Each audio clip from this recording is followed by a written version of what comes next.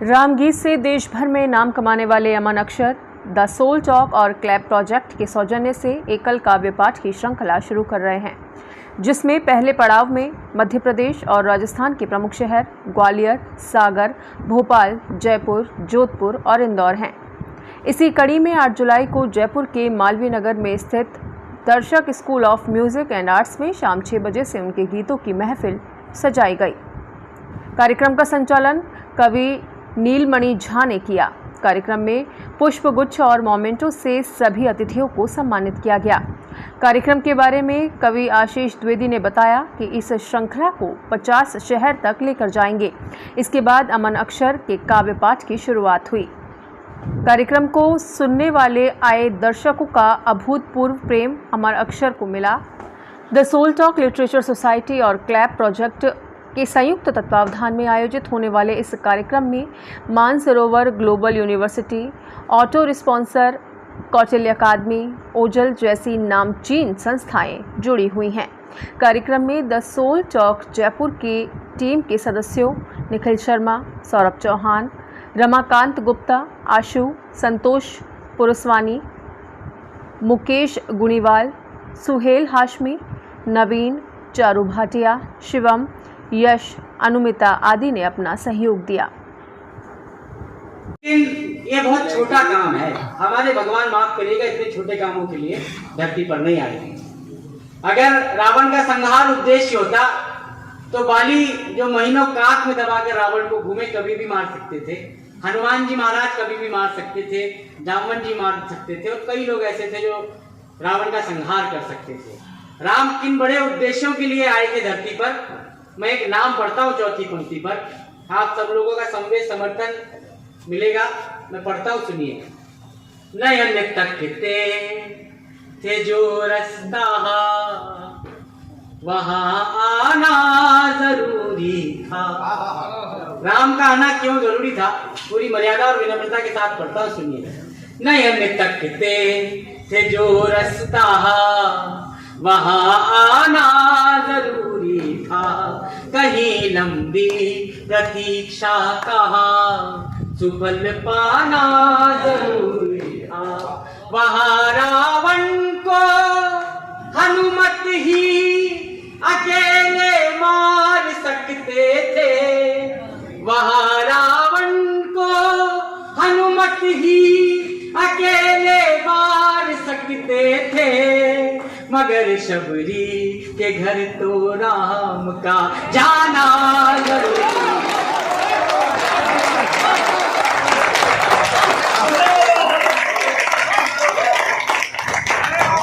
कैसे जुड़ती है, मैं 4 पंक्तियों में पढ़ता हूँ, सुनिए। के सबके अपने दुख थे, सबके सारे दुख चले गए। इसके बाद कौन से दुख चले गए वो कारण भी आपको पढ़ के सुनाऊंगा, ये बंद सौंपता हूँ, सुनिएगा। राम वापस आने का कह कर गए थे कि सबके अपने दुख थे, सबके सारे दुख चले गए। वो जो आस दे गए थे वो ही सांस ले गए। वो जो आस दे गए थे वो ही सांस ले गए, कि राम राज की ही आस में दिए जले गए। राम राज आ गया तो राम ही चले गए। राम राज आ गया तो राम ही चले गए। अमन अक्षर जी का आज कार्यक्रम था, आपने पूरा काव्य पाठ सुना, कैसा लगा? बहुत अच्छा लगा, बहुत एक्साइटेड थे सुनने को, जयपुर आने का इंतज़ार था उनका, और आज प्रोग्राम सुन के बहुत अच्छा लगा और राम गीतों को सुन के आनंदित हो गया मन को। बेस्ट कौन सा लगा गीत आपको? अपने मैं माफ़ी चाहूँगा थोड़ा लाइनें भूल रहा हूँ, और बाकी जितने भी गीत थे काफ़ी मन को लुभावने थे, मन भावन थे। कितने घंटे चला कार्यक्रम? 2-2.5 घंटे तकरीबन मैंने प्रोग्राम सुना है और हर एक मोमेंट का आनंद लिया है। कैसा लगा आपको आज? जी, कार्यक्रम बहुत अच्छा था और जैसा कि हम सब जानते हैं कि अमन अक्षर एक बड़ा नाम है देश का, और जिस राम गीत से उन्होंने ख्याति प्राप्त करी, उस राम गीत को लाइव सुनना, अब तक तो हम यूट्यूब पे और सोशल मीडिया के माध्यम से सुनते रहे, लेकिन आज उनको सामने सुनना एक बेहद आनंदित करने वाला एक्सपीरियंस था और बहुत मज़ा आया। इस 2 घंटे के कार्यक्रम में हमें ये नहीं पता लगा कि 2 घंटे निकल गए हैं, इतना उन्होंने बांध के रखा पूरी जनता को और अपने गीतों से हमें आनंदित करते रहे, तो बहुत मज़ा आया। बहुत अच्छा लगा और एकदम से जैसे उन्होंने राम जी, जानकी जी, केवट जी सबके बारे में लाइन से अपने बंदों में बताया, उन पंक्तियों से हम अपने बचपन में पहुंच गए। बिल्कुल वो जो दृश्य थे रामायण के, वो बिल्कुल हमारे आगे साक्षात हो गए। एक एक दृश्य दिखाई दे रहा था और स्पेशली वो जो गंगा जी के ऊपर उन्होंने जो गीत सुनाया था, तो जो गंगा जी के बारे में जब वो लाइन बता रहे थे, तो अभी मैं जब ऋषिकेश गई थी तो जो बातें थी वो बिल्कुल मैं फील कर पा रही थी कि बिल्कुल सच है, कि जब गंगा को देखते हैं तो आंखों में आंसू आ जाते हैं देखते देखते, तो वो मैं बिल्कुल कनेक्ट कर पाई कि बिल्कुल मन के भाव थे। तो ओवरऑल सब कुछ सुन के ऐसा बिल्कुल बांध के रखा उन्होंने, 1.5-2 घंटे फील ही नहीं हुआ कि हम बाहर गए किसी चीज़ से, और सब कुछ भूल के बिल्कुल एक एक चीज़ को हमने एंजॉय किया। बहुत मज़ा आया। कैसा लगा आपको? बहुत अच्छा लगा। और सबसे बड़ी बात, जो हम लोग बचपन से या ट्रेडिशनल रूप में जो फैमिली में रामायण को जानते थे, केकई के पात्र के संबंध में और केवट के संबंध में जो नया दृष्टिकोण था, वो certainly out of box thinking था। लगा नहीं कि कोई पुरानी चीज़ सुन रहे हैं, एक नया एंगल, बिल्कुल ही विजन ही उन्होंने एक नया दे दिया था, इसलिए बहुत अच्छा लगा। हम बहुत संतुष्ट हैं, आशीर्वाद देते हैं। भगवान राम के अवतार का महत्व जानना आज के समय की आवश्यकता है, जो इन्होंने बहुत बढ़िया तरीके से समझाने का प्रयास किया है। बहुत खुश हुए। राम पांचाल, जो काव्य जो हुआ मिस्टर अमन अक्षर के द्वारा, रामायण के ऊपर जो उन्होंने जो पंक्तियाँ पढ़ी और गंगा के जो ऊपर पंक्तियाँ पढ़ी, वो बहुत नया दृष्टिकोण दिया, वो बहुत अच्छा लगा और एक शिक्षा देते हुए लगा। ऐसा कार्यक्रम आज रहा और कितना एंजॉय किया सब? जी, सभी ने बहुत एंजॉय किया। आप सबने सबका रिव्यू लिया ही है। तो द सोल टॉक हमारी संस्था है और ये हम पिछले 5-6 शहरों का शहर टूर कर रहे हैं अमन भैया के साथ, एकल काव्य पाठ, और बहुत शानदार रिस्पांस रहा। ग्वालियर में, सागर में, भोपाल में बहुत सारे लोगों का प्रेम मिला है। चौथा शहर है हमारा जयपुर, और बहुत ही सुंदर कार्यक्रम रहा। आपने देखा ही, पूरा राममय हो गया था पूरा कार्यक्रम। बहुत बहुत शुक्रिया जयपुर का और आपका जो आप यहाँ पर आए। उम्मीद करते हैं हम आगे ही ऐसे कार्यक्रम करते रहेंगे देश के। कौन से शहरों में अब इंडिया के देखने को? अगला जयपुर हो चुका है, जोधपुर, इंदौर, नीमच, कोटा और भी बहुत सारे शहर होने वाले हैं, और राम के नाम को हम जहाँ तक हो सके लेकर जाएंगे। तो मिशन है, टारगेट है, कब तक रहेगा? राम मंदिर बनने तक टारगेट? ऐसा राम मंदिर से इसका कोई वो नहीं है। हाँ, राम की भावना से है, उस प्रेम से है। तो बहुत बहुत शुक्रिया आपका जुड़ने के लिए।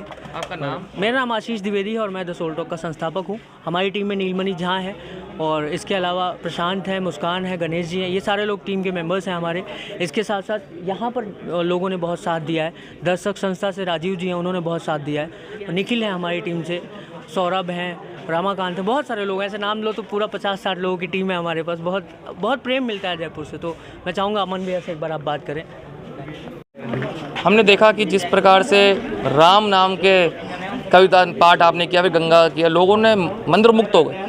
कैसा लगता है आपको एक कवि के रूप में इस तरह रेस्पॉन्स पूरे देश से मिल रहा है, और क्या कुछ कहना है? ये सौभाग्य के अतिरिक्त कुछ नहीं है। सबसे पहले तो आप लोगों, आपके दर्शकों को मैं प्रणाम करता हूँ, और जितने भी लोग यहाँ सुनने आए, जितने लोग सुनते हैं, जिस प्रेम से वो लोग सुनते हैं उसका कोई बदल नहीं है। मैं इसे सिर्फ सौभाग्य मानता हूँ कि माता सरस्वती और भगवान श्री राम की कृपा है कि जो भी थोड़ा बहुत मैं लिख रहा हूँ वो लोगों के मन तक पहुँच रहा है। वो एक नई आशा और नई परिभाषा के तहत लोगों तक पहुँच रहा है। एक तरफ हम सिनेमा में जिस स्वरूप को देख रहे हैं, अब मैंने इस गीत को एक मिशन की तरह लिया है कि मैं सुनाऊंगा तो सबसे सात्विक स्वरूप जो हमारे भगवान का मैं अपनी क्षमताओं में सुना सकता हूं, वो मैंने सुनाया। और जयपुर के लोग हमेशा बहुत अच्छा सुनते हैं, और आज जिस तरह का सुना वो अभूतपूर्व था, अविस्मरणीय था। तो बहुत अच्छा अनुभव लगा, और सिर्फ सौभाग्य मानता हूँ अपना मैं कि इतना अच्छा सुना लोगों ने।